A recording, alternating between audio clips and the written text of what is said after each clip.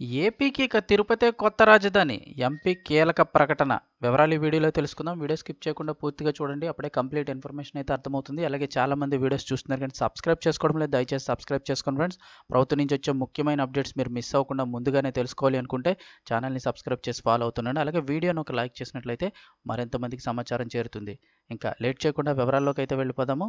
ఆంధ్రప్రదేశ్ రాజధానిపై పలు వాదనలు అయితే తెరపైకి వస్తున్నాయి. అయితే తిరుపతి రాజధాని అవుతుందని, ప్రస్తుతం ఈ తిరుపతి రాజధాని అవ్వాలని ప్రజలు కోరుతున్నారంటూ సంచలన వ్యాఖ్యలు చేశారు కాంగ్రెస్ సీనియర్ నేత మాజీ ఎంపీ చింతామోహన్.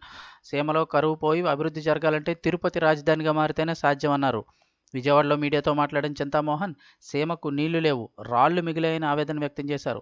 ఇక బ్రహ్మంగారు కాలజ్ఞానంలో తిరుపతి రాజధాని అవుతుందని రాశారు. అందుకోసం అందరూ ఎదురు చూస్తున్నారని తెలిపారు.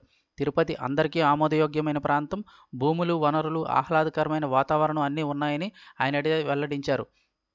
ఇక 3 రాజధానులని చెప్పిన వైఎస్ఆర్ కాంగ్రెస్ పార్టీ మళ్ళీ హైదరాబాద్ ఉమ్మడి రాజధాని అనడం ఏంటి అని నిలదీశారు చింతామోహన్. స్వార్థ రాజకీయ ప్రయోజనాల కోసం హైదరాబాద్ను విడిచిన చంద్రబాబు తుళ్లూరు వచ్చారని విమర్శించిన ఆయన భూముల కోసం వైసీపీ విశాఖపట్నం వెళ్ళిందని ఆరోపించారు.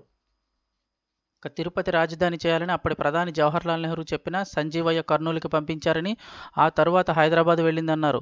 తుళ్లూరు నుంచి విశాఖ వెళ్లిన రాజధాని ఇప్పుడు గాల్లో ఉందని ఎద్దేవా చేశారు.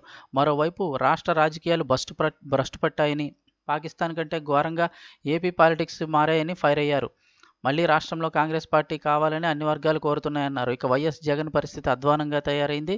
జగన్కి ఎన్నికల్లో 10 సీట్లలోపు వస్తాయని జోస్యం చెప్పారు. కేంద్ర హోంశాఖ మంత్రి అమిత్ షాను అర్ధరాత్రి చంద్రబాబు కలవాల్సిన అగత్యం ఏమిటని నిలదీశారు. చంద్రబాబు వల్ల ఎన్టీఆర్ ఆత్మ క్షోభిస్తుందన్న ఆయన వైఎస్ షర్మిల రావటం వల్ల కాంగ్రెస్కు లాభం చేకూరింది. కాంగ్రెస్ మైలేజ్ను వైఎస్ షర్మిల పెంచింది. షర్మిలను సీఎంగా చూడాలని ప్రజల్లో ఉంది. కాంగ్రెస్ 130 స్థానాల్లో గెలుస్తుంది. 2వ స్థానంలో చంద్రబాబు నిలుస్తారని వ్యాఖ్యానించారు కాంగ్రెస్ సీనియర్ నేత మాజీ ఎంపీ చింతామోహన్. ఇప్పుడైతే తెరపైకి మళ్ళీ తిరుపతి రాజధాని అవుతుందని కొత్త చర్చ అయితే తీసుకొచ్చారు.